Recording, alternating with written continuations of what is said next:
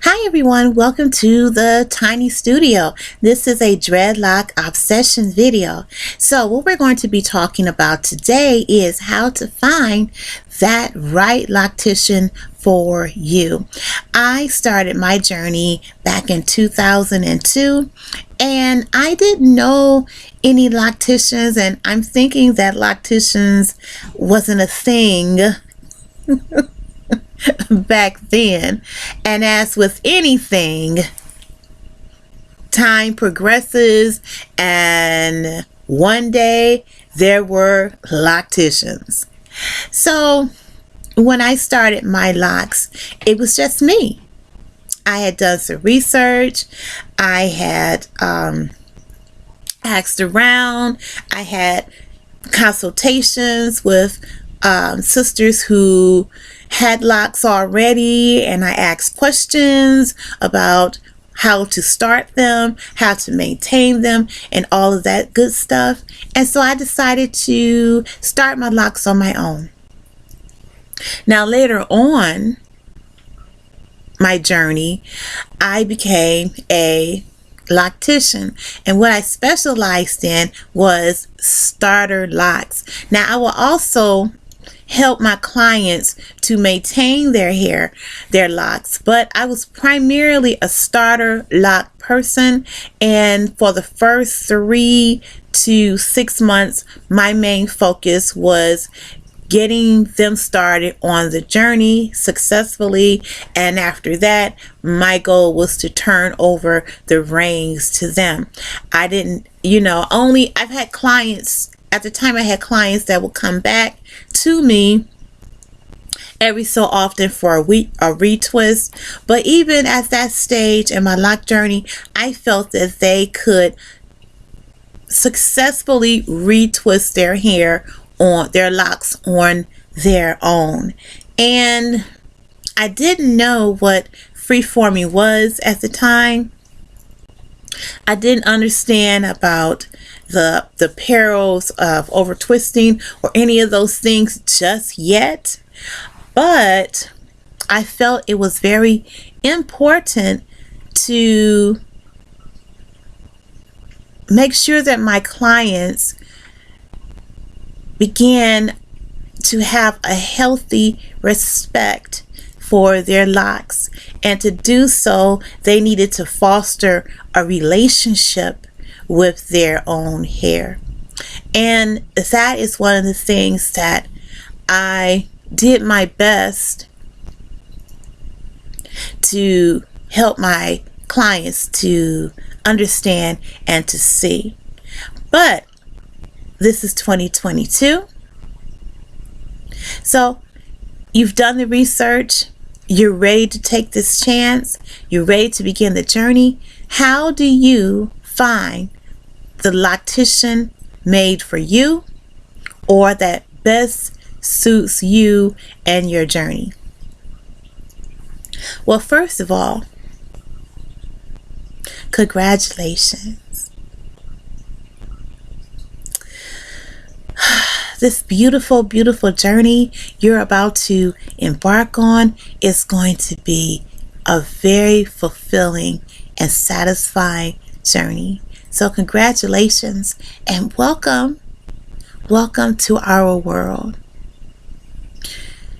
How do you find that one loctician that's made for you?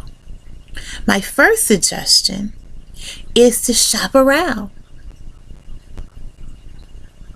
Shop around, and depending on the length of your hair, what size locks you would prefer, that is more than likely going to be figured into the cost of starting your locks. So shop around first, and as you shop around, ask the loctician or the stylist what methods do they use or will they be using to lock your hair. Will they use the two-strand twist, or will they palm roll your hair,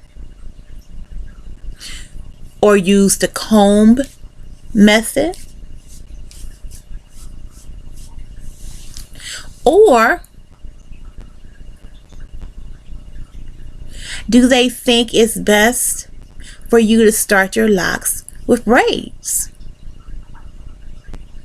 Those are the questions that you should be able to ask your potential loctician or stylist, and then find out which method are they really talented in creating for their clients.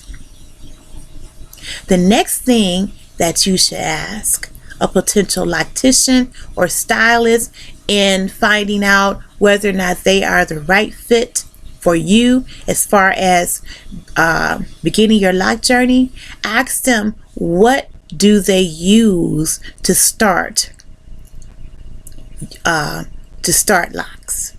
Do they use gels, waxes, creams, things of that nature? And if they use gels, waxes, and creams, what type of creams and waxes are they using? What are the ingredients in these waxes and creams and gels? And for me, I started my clients locks using gels.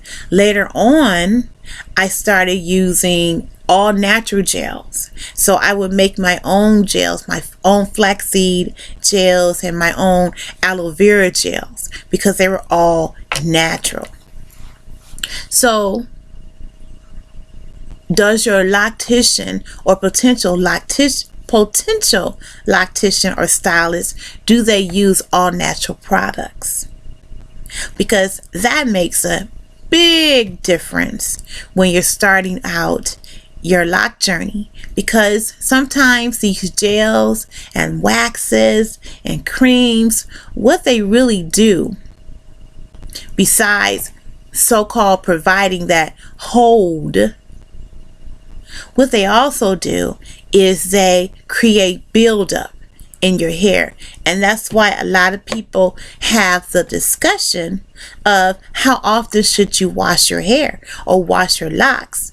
And the reason why that is a common subject in the dreadlock world is because a lot of us are using gels and creams and waxes that promote buildup, that collects dirt and odor, that becomes hard over time, that leaves a filmy residue on your locks. And that's why the discussion of how often should you shampoo your locks, that's why that's a big thing in the loc community. And the reason why it is so is because of all of the chemicals that we continue to put into our hair, even though we're wearing a very all natural style. Right? Right. So you should find out whether or not, or what type of products does your loctician use before you begin your journey. Another thing that you should look for in a good loctician, you want to also find out what type of shampoos do they use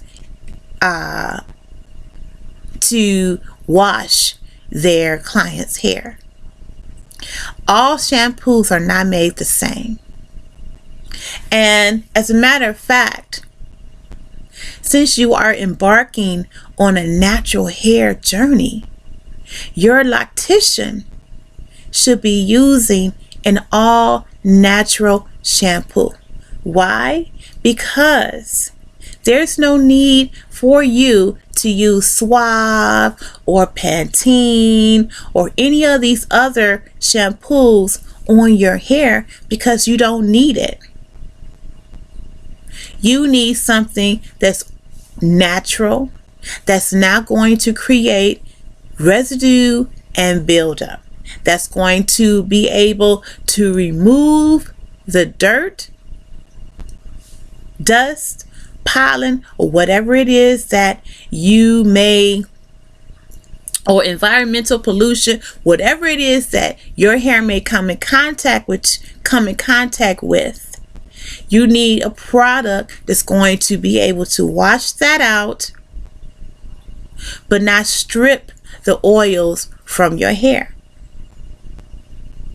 and not create additional residue and future buildup. So you need to find a loctician that understands this and uses or has access to natural shampoos. Also, as I have said in another video, you do not need a conditioner.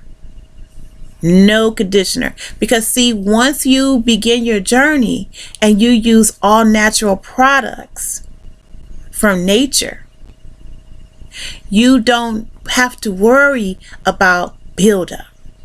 You don't have to worry about whether or not your hair or your locks are going to be soft, because they will most definitely be soft by using natural products.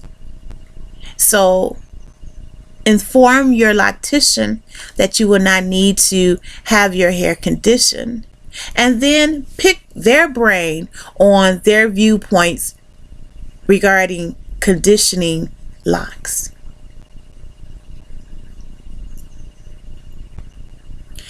Another thing to look for in a good loctician is a loctician that's going to be in tune to you, a loctician who is going to give you the best advice, a loctician who's going to let you know that you don't need to come back to them every 6 weeks or every 3 weeks or every 8 weeks. The most that you need to see a loctician, to be absolutely honest, as you begin this journey, maybe every 3 months. So that will be the 3rd month, and then the month 9, and then of course your 12th month. That's it. Because your locks are growing. They're learning to dread. They're learning to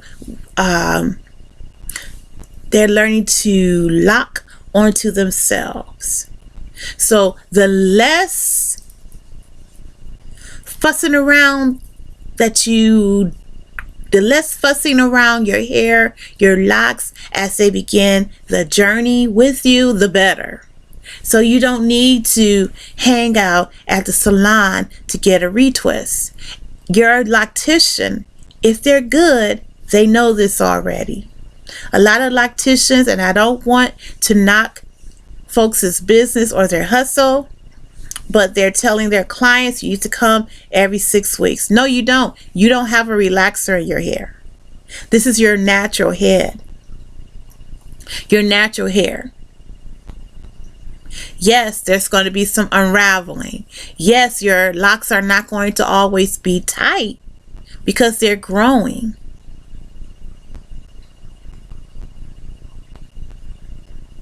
So your loctician is going to be honest with you, and they're going to let you know that you don't have to continue to come like that. You don't need to come every 6 weeks or every 8 weeks for a retwist. That's detrimental to your hair, to your locks, to your edges. Don't do it. I have another video about breakage. Watch that video because it's very important. Sometimes we do too much to our locks, and we have to lay that at the feet of locticians who may not, or hairstylists who may, or cosmetologists who may not understand or be proficient at the loc journey or about the loc journey. They know how to They know how to install the locks, but they may not be as proficient or as knowledgeable about how to maintain locks the way a natural loctician would. Sometimes it's not all about the money, it's all about the journey, right? Yes, it is. Another good thing to look for in a potential loctician is, how do they make you feel?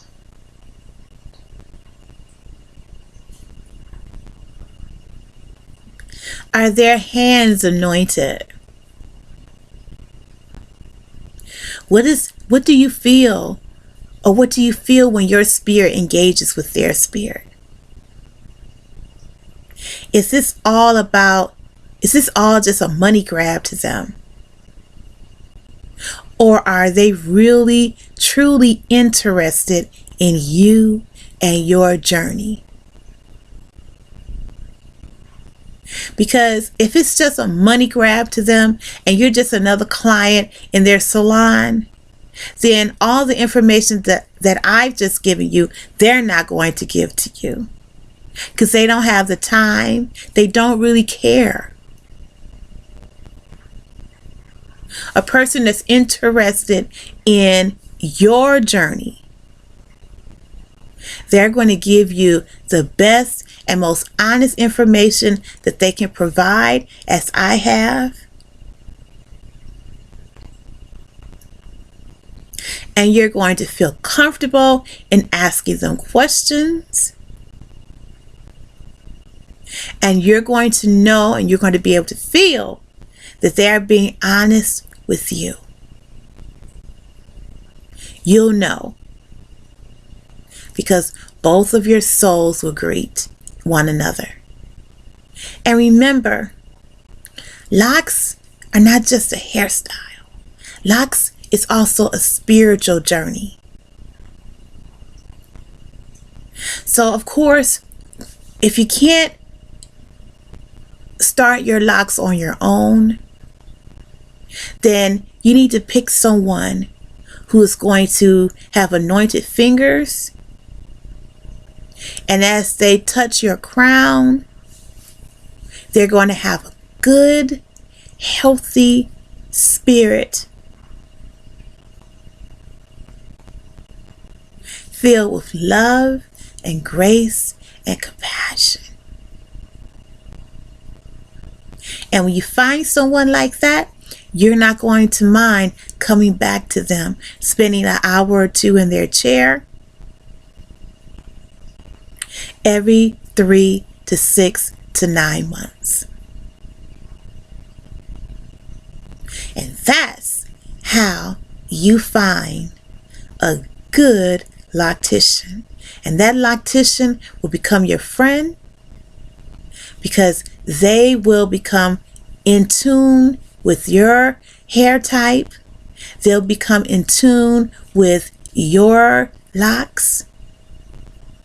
They'll become in tune and in step and in sync with how your crown is dreading and locking.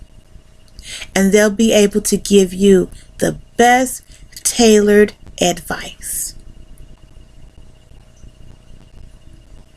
If your loctician or a potential loctician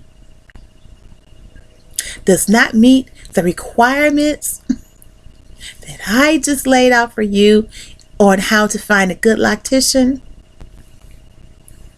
you're going to have to X them off the list and keep on searching.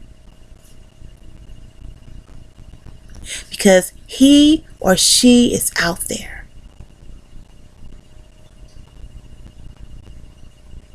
And as I said once again, welcome to this world, this wonderful, wonderful spiritual journey of dreadlocks. Thank you so much for hanging out with me. Thank you so much for tuning in. Join me next time here in the tiny studio for another dreadlock obsession dreadlock love video. Bye-bye.